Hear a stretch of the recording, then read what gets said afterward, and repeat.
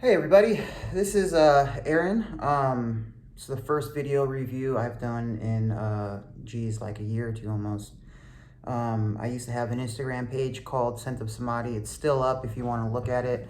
I don't review oud anymore or really have anything to do with like that scene, and I'm not really trying to get back into that either.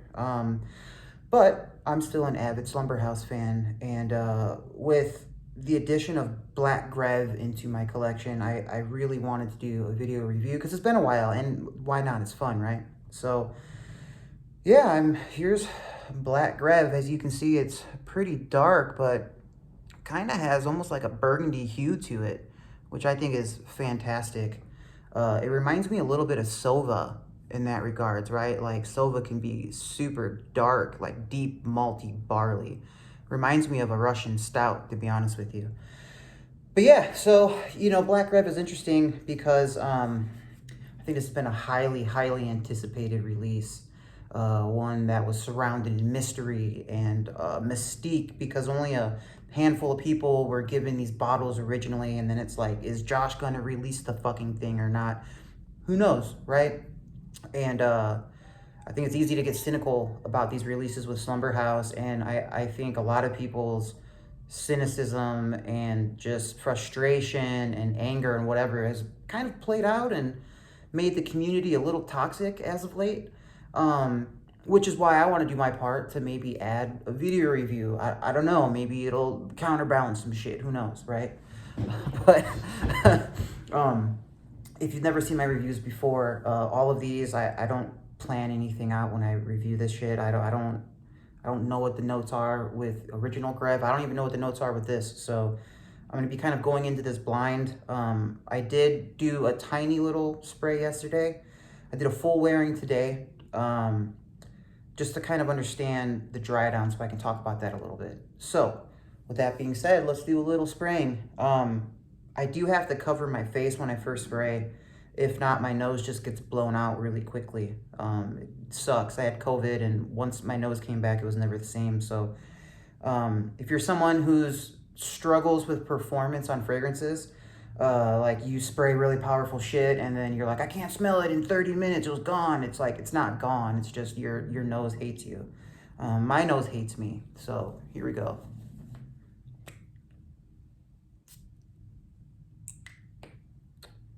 Spray. That's all you need. I think most fragrances should be tested with just a single spray. And goddamn, is that a good spray? Holy shit! Every time. Jesus Christ. So I'm really reminded of Ensar when I first spray this, because there's like this deep, chewy, resinous quality that you get just right up front. It hits you in the nostrils. It takes over your whole body. Like you just feel this deep, intense herbal quality that I'm absolutely addicted to. I've noticed that people talk about the anise. For me, I smell cloves. And I know like cloves and cardamom and obviously star anise, and there's like a couple other spices are all within that same family. It's this kind of minty, spicy, but not like pepper spicy spice, but like Christmas spice. It's this kind of aroma that it feels like black licorice at times, but with this, there's like this, maybe it's castoreum. I'm getting definitely some animalism just for a moment up top. And there's a chewiness to it. And I've noticed this similar accord in Sova, which maybe other people have noticed Sova. I'm not sure. For me, I get some immediate similarities to Sova, but without like this intense hoppy hay experience. I don't get any of the hay, but I'm picking up on some kind of malted barley, like rye, like a rye note, if that makes sense. Like it kind of smells foody just for a moment. And then there's just this brilliant herbal like tonality that smells devoid of florals in any capacity. There's no florals in this, and I'm sure there is florals, obviously. And if there was to be a floral, I'm guessing it's the heliochrysum that he used. In some of his other compositions, namely Geek, he uses like an immortelle and heliochrysum. It provides a very subtle sweetness, and I think here he used that immortelle note because there is a gentle sweetness here that has a very ambered aura to it. But more interesting than that, I pick up some Quinón or Chinon Galley. I don't know how you say Quinón. You know, that's that fragrance from Ensar. Quinón and Chiara Coco. Those two fragrances come to mind when I smell this, just right off the top. If you're familiar with those, you'll know immediately what I'm talking about with this. Because it's not minty in the sense of spearmint. It's not camphorous. You know, it doesn't have like this piercing quality to it. But there's this kind of minty, fresh, cool breeze effect that happens here that I know I keep saying it, I'm addicted to it. I love it. I think this might be, so far, outside of Beck, this might be my favorite Slumberhouse, okay? And I really enjoyed Mond. I know everybody hates Mond. I'm not going to even really talk about it, but in my opinion, this isn't a classic Slumberhouse style. This is in the same vein as New Mond, New Geek, New Kist, okay? Kist, however you say it, I don't care. Because you get this black tea, Earl Grey kind of quality that if you really pay attention to both Mond and Kist, you can pick out that note, right? And I'm not saying like, some people, they're like, it doesn't smell anything like Kist. What the fuck? This isn't Kist. Obviously, I'm not saying it smells like Kist, okay? So, but there's a common theme between these fragrances that there's materials used, there's accords that are combined here. And what I'm noticing with Josh's newer style is that he's riffing on all of these accords that he's probably mastered throughout the years. And this black tea note, it shows up in Geek. In the older Geeks, it's more of a Lapsang. I can't pronounce it, but you know what I'm talking about. The smoky tea.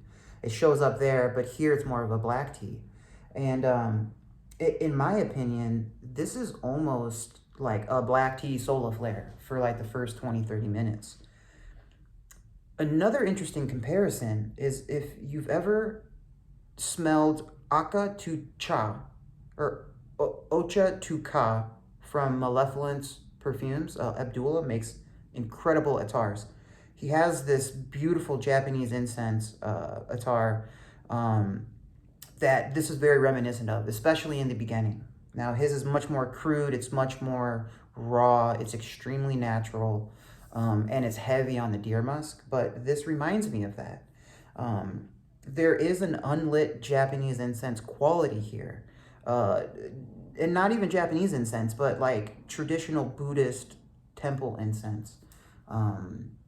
The Song and Tang dynasties from China was really rich with, you know, clove and allspice, cinnamon, these very spicy herbal qualities, and camphor, okay? And they would combine it with woods and herbs and things like that, and it's kind of like a Chinese medicine that you ingest through your nose.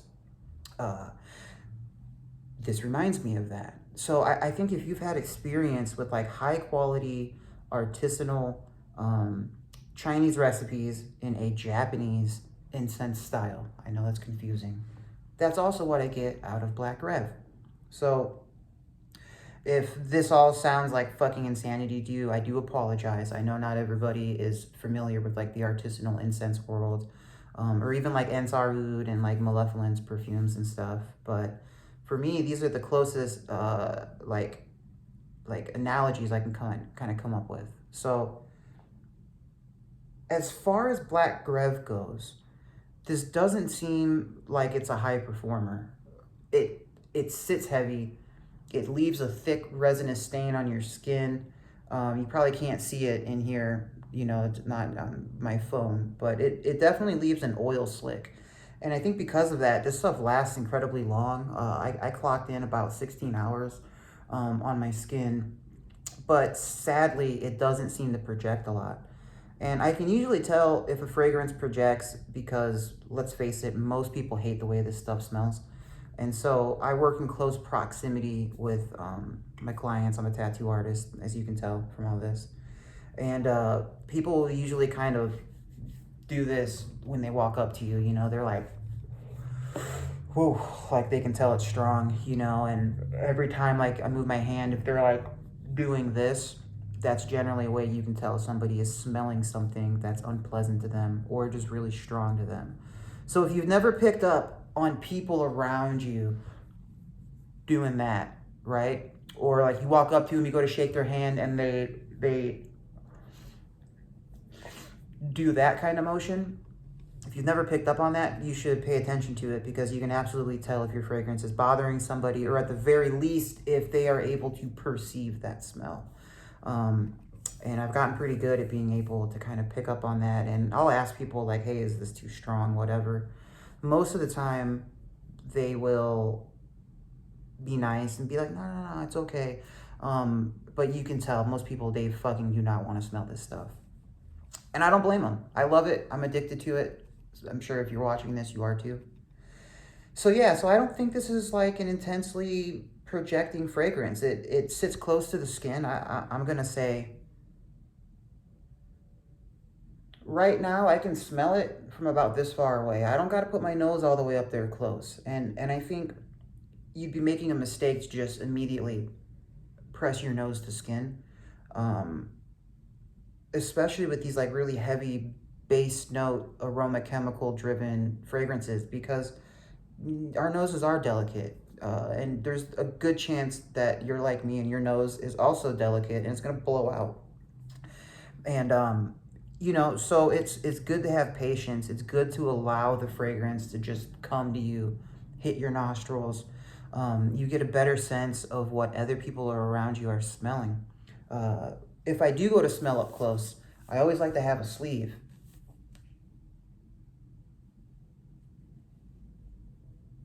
It acts as the buffer zone, right?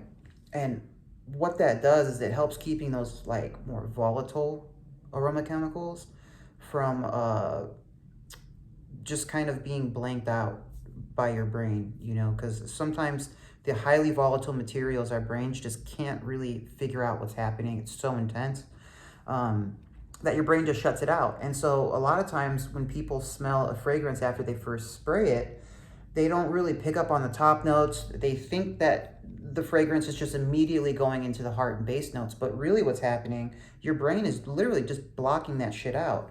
And so if you have a buffer with like cloth or whatever, a mask, that will greatly increase your chances of smelling the fragrance how it's meant to be smelled.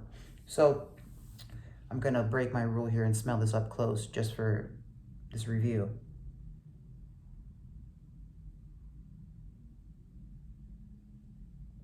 God damn, that's so good. So up close on skin, this is deep, it's dark, it's resinous. It has this intense clove aspect to it, man. And the cloves, I just can't reiterate this enough. It's like taking fresh ground cloves and putting it in a jar, grinding them all up, and then just inhaling it. That's the kind of aroma that I get with this. But then there's this incense feel to it, where it feels like it's gently, like not smoky, but it's like this gentle heated aroma. You know, I saw somebody on Base Notes say that this smells like sandalwood, which is fucking ridiculous. Like, I don't know why, I don't know. I don't want to talk bad about anybody, right? But it's like, I don't know how you can smell this and think that smells like sandalwood. But what I think they were trying to get at is there's this aroma here that you get with certain high quality sandalwoods, especially like more old school Mysore oils, where it's not overly anisic or clovish, right?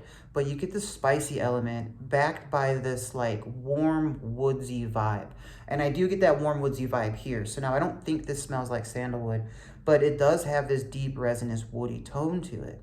And this is the brilliance, I think, of what Josh is doing with these fragrances, is it's so multi-layered and there's so much complexity that it's hard to pick it apart and grab each individual material because they are so well blended. I don't know what the original Grev was supposed to smell like, but here there's a very modern take on oak moss. You can smell this material in a lot more like contemporary fragrances. Most notably, Incense Rory uses a similar oak moss material in its base, and I can tell that whatever that aroma chemical is, Incense Rory is from Amwash if you're not familiar, but whatever that aroma chemical is, in theirs it's entirely synthetic, but here it's mixed with an actual very resinous, very sweet, kind of coniferous oak moss note. And so you get this very modern take on a classic kind of masculine feel. And that's another brilliant thing about this fragrance. It's not as vintage as, say, Civet, okay? It's not animalic in any sense of the word. And I'd really go to say that this is office friendly and safe. I mean, if people have ever smelled clove cigarettes, that's kind of this aroma. It's dark, it's gothic, it's clean. And there's a beautiful musk note in the base that just sings, just incredible. And this musk, I think, really helps to create this like aromatic space in the composition that, even though this is heavy, like all of the newer Slumberhouses, it just has this beautiful, beautiful spaciousness to it. And that spaciousness is something that is missing from the artisan world, especially the indie world, where perfumers are so focused on these heavy fucking materials.